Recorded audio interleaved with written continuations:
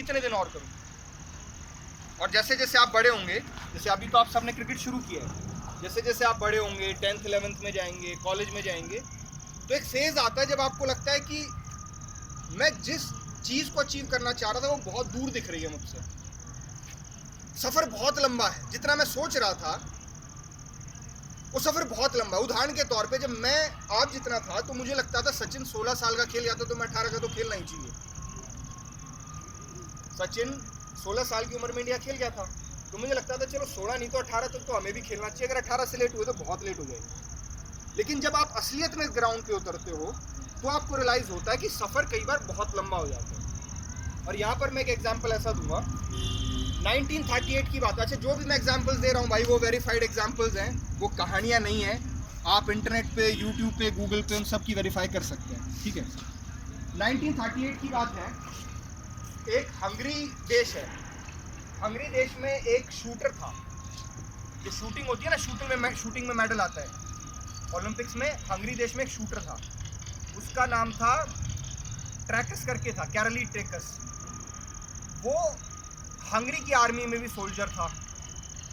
और वो 1940 में जो टोक्यो में ओलंपिक गेम्स होने वाले थे उसमें वो सबसे बड़ी होप था कि ये बच्चा तो मेडल लेके ही आएगा शूटिंग में। लेकिन 1939 में क्या हुआ, और ये सिर्फ कैरली के साथ हुआ है, ज़रूरी नहीं है, हम में से किसी के साथ भी हो सकता है, जिनको हम रोड ब्लॉक्स कहते हैं। आपका सफ़र ठीक चल रहा है लेकिन एकदम रोड के बीच में गड्ढा आ गया। आप बहुत अच्छे प्रिपेयर्ड हो। यहाँ पे क्रिकेट का एग्जाम्पल देता हूँ, मेरे को इससे याद आ गया। 2006-07 की बात है, तेरे भी याद दिलाऊँ, 2006-07 की बात है। मनोज तिवारी जो बंगाल वाला है ना, वो बहुत तगड़े पीक में, फाइनल था महाराष्ट्र, शायद मुंबई वर्सेस बंगाल का, और जहीर खान उस टाइम पीक पे था और इंडिया का मेन बॉलर था। जहीर खान को उसने दबा के मारे थे, मतलब अलग तरीके से। लेकिन हुआ क्या, उसका सिलेक्शन भी हो गया, बांग्लादेश टूर पे भी चला गया। जो मैच से पहले वाले दिन वो प्रैक्टिस कर रहे थे उसका फ्रैक्चर हो गया। इसमें तो आप कुछ नहीं कर सकते ना, दिस इज ऑल लक। आप इंडिया के बेस्ट प्लेयर भी बन गए, आपका सिलेक्शन भी हो गया, आपको टूर पे भी लेके गए, लेकिन टूर पे एक मैच एक दिन पहले आपको फ्रैक्चर हो गया। ये चीजें अनफोर्सीन चीजें होती हैं और ये हर स्पोर्ट्समैन की जिंदगी में आती है। लेकिन इनसे लड़ा कैसे जाए उसका उदाहरण मैं आपको दे रहा हूँ। तो हम कैरली की बात कर रहे थे, वो फौज में था, हंगरी की फौज में था। 1940 के ओलंपिक्स में वो सबसे बड़ी होप था कि ये लड़का मेडल जरूर लेके आएगा। लेकिन 1938 में वो बॉम्ब की प्रैक्टिस कर रहा था और उसके हाथ में बॉम्ब फट गया, उसका राइट हैंड चला गया। अब सोचो, एक एथलीट है, सब कह रहे हैं कि ये मेडल लेके आएगा, उसे भी लग रहा है कि मैं मेडल लेके आऊंगा, मैं विश्व का सबसे बढ़िया शूटर बनूंगा, और 2 साल पहले उसका हाथ अलग, जिस हाथ से वो शूटिंग करता है। अब ऐसी सिचुएशन में 99.99% लोग क्या करेंगे, दुखी हो जाएंगे, मर गया, यू हो गया, मेरे तो कुछ भी ना छोड़ दिया, भगवान ने नू कर दिया, यही होगा ना। उस लड़के ने ऐसा नहीं किया, उसने कहा लेफ्ट राइट हैंड गया है ना, मैं लेफ्ट से शूटिंग करूंगा।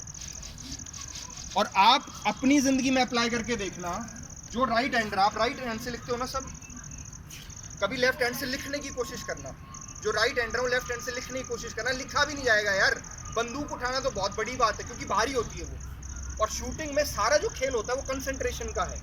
आपका हाथ हिलना नहीं चाहिए, जब आप शूट कर रहे हैं तो इतना स्टेबल होना चाहिए कि हिलना नहीं चाहिए। अगर थोड़ा बहुत भी ऐसे हुआ तो टारगेट मिस हो जाएगा।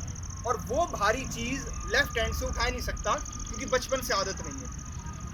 लड़के ने क्या किया, अपने आप को कमरे में, मतलब जो भी जैसे आपका एक खेलने का बना रखा है, इस तरीके से शूटिंग रेंज में अपने आप को कैद कर दिया। 1 साल किसी से नहीं मिला, अंदर रहा। अंदर क्या कर रहा था किसी को कुछ नहीं पता था। लोगों ने सोचा डिप्रेशन में अंदर पड़ा है, किसी को नहीं पता था लड़का कर क्या रहा है। 1939 में जब नेशनल गेम्स आए हंगरी के, तो नेशनल गेम्स के वेन्यू पे पहुंच गया। सब ने सोचा कि लोगों को चीयर अप करने आया होगा, तो कहते भाई तू कैसे, कहता पार्टिसिपेट करने आया हो। कहते पार्टिसिपेट कैसे, कहता लेफ्ट हैंड। उस लड़के ने 1939 में नेशनल चैंपियन बना हो।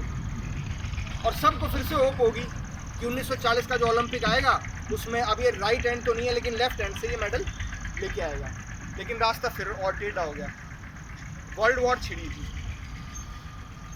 विश्व जो मैं इनको बताता हूँ, जैसे जो आपस में कंट्रीज लड़ाई करती है ना, India China, India Pakistan, America और ये सब लड़ाई करते हैं, तो 1940s में लड़ाई छिड़ गई थी 1939-40 में, विश्व युद्ध हुआ था, वर्ल्ड वॉर 2 बोलते हैं उसको हम, जिसके कारण ओलंपिक गेम को रद्द कर दिया। 1940 का ओलंपिक गेम रद्द। अब सोचो, मतलब उस लड़के की साइकोलॉजी सोचो, राइट हैंड ले लिया पहला तो भगवान ने, फिर तैयारी करी, वो गेम्स ही होने मतलब कैंसिल हो गई। कहता कोई बात नहीं, 1944 की तैयारी करूँगा। 1944 आया, 1944 में क्या हुआ, गेम्स फिर से कैंसिल हो गए। जो 1938 में जो सोच रहा था कि मैं 1940 में गोल्ड मेडल लेके सुपरस्टार बन जाऊंगा, वो 1944 भी इसी इंतजार में कि कब ये ओलंपिक गेम्स होंगे और कब मैं मेडल लेके आऊंगा। फाइनली फिर वो 1948 में मेडल लेके आया। तो ये है पेशेंस, जो मैं कह रहा हूँ ना कि एक दिन में चीज़ें नहीं मिलेंगी। आपको एक उम्र के बाद लगेगा कि मैं उस दायरे में, उस दिशा में जा ही नहीं रहा जिस दिशा में मुझे हिंदुस्तान खेलने का मौका मिल सकता है।